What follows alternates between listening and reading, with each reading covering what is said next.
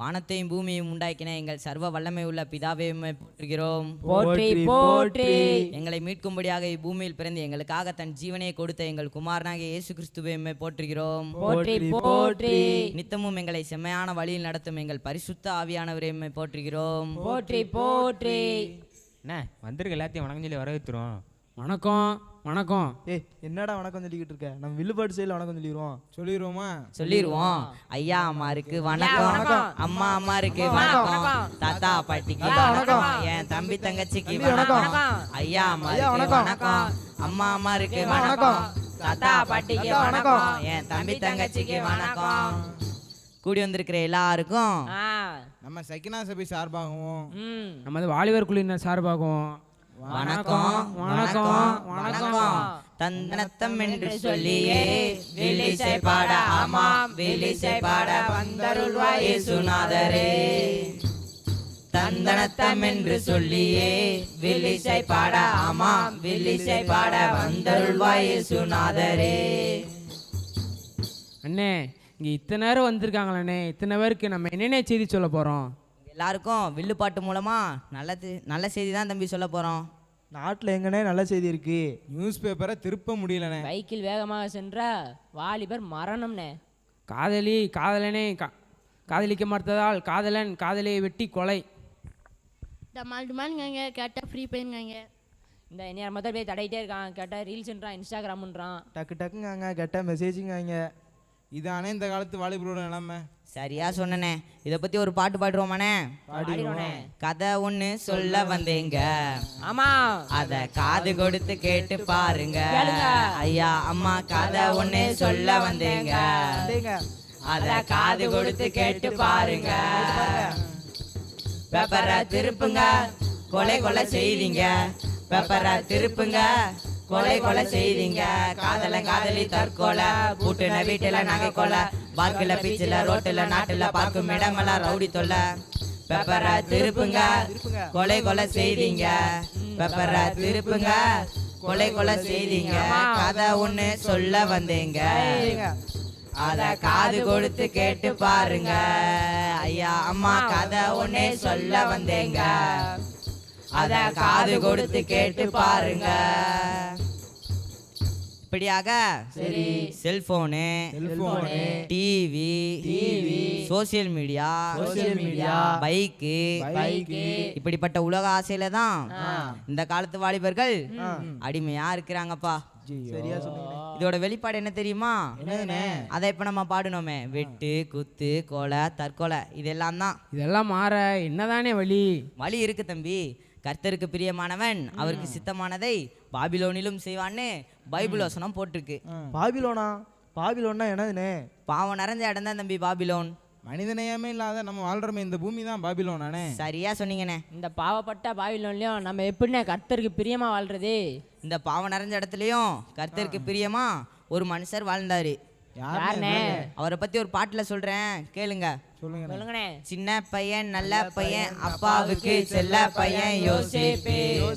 அவன் யோசேப்பு குழியினிலே தள்ளப்பட்டான், அண்ணன்களால் வெறுக்கப்பட்டான். யோசேப்பு அவன் யோசேப்பு சின்ன பையன் நல்ல பையன், அப்பாவுக்கு செல்ல பையன். யோசேப்பு அவன் யோசேப்பு குழியினிலே தள்ளப்பட்டான், அண்ணன்களால் வெறுக்கப்பட்டான். யோசேப்பு அவன் யோசேப்பு.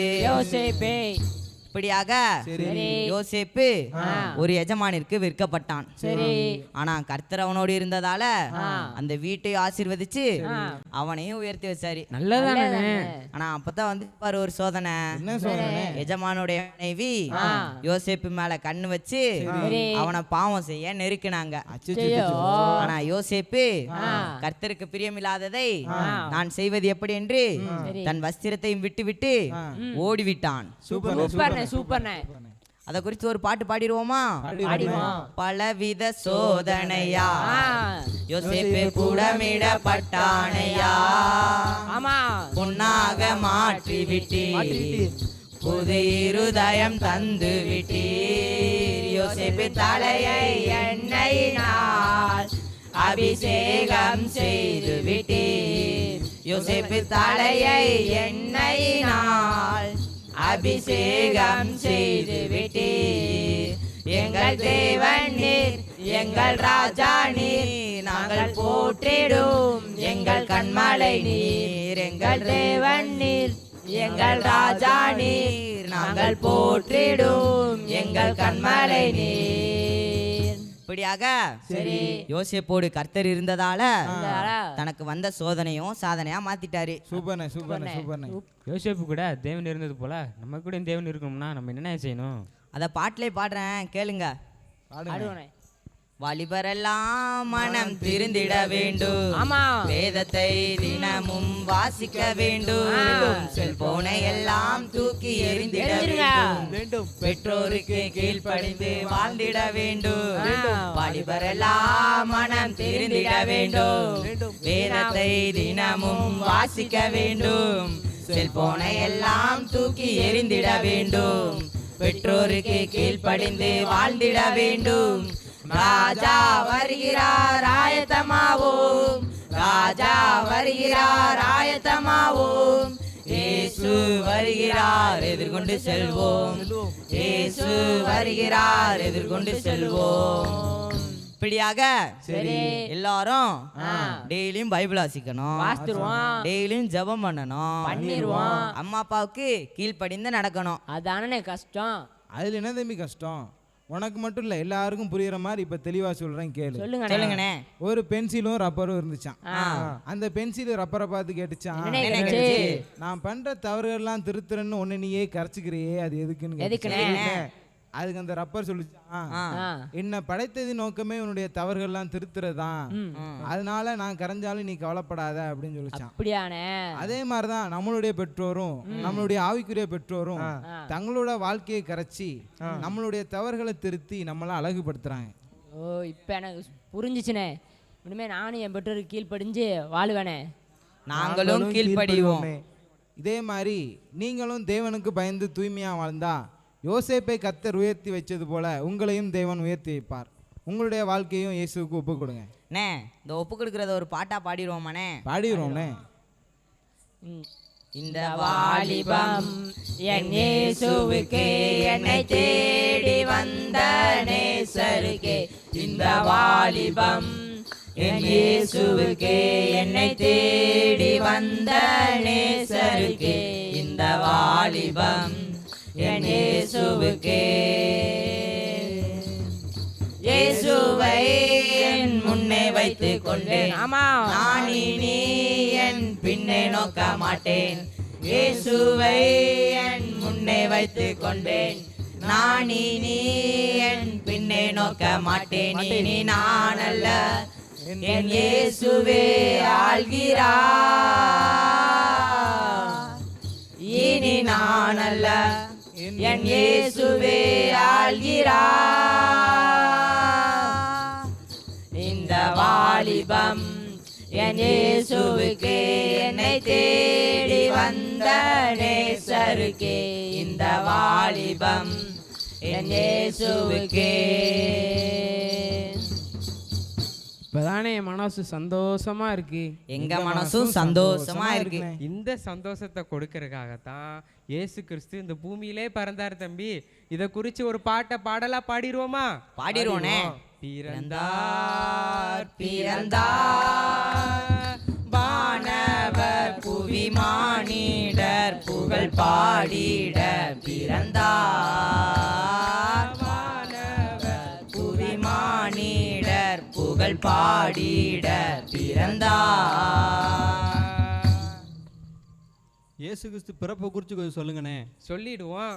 இதுக்கு முன்னாடி சொன்ன மாதிரி இந்த உலகத்துல எவ்வளோ பாவங்கள் இருக்குது.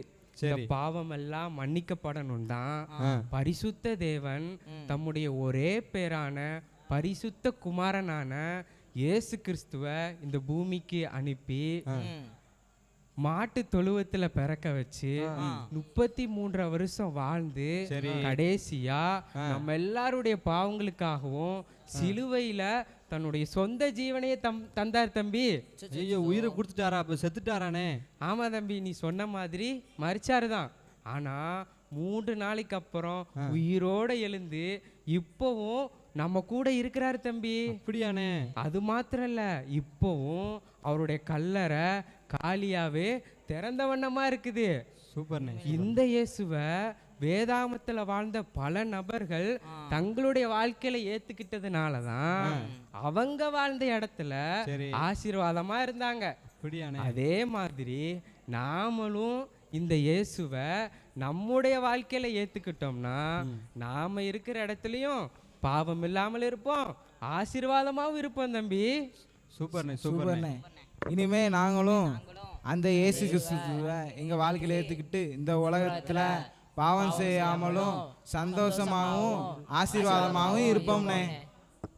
இத்தனை நேரம் எங்கள் வில்லுப்பாட்டை ரசித்து கொண்டிருந்த சிறியவர்கள், பெரியவர்கள் மற்றும் போதகர்கள் எல்லாருக்கும் எங்கள் வில்லுப்பாட்டு குழுவின் சார்பாக நன்றி நன்றி நன்றி.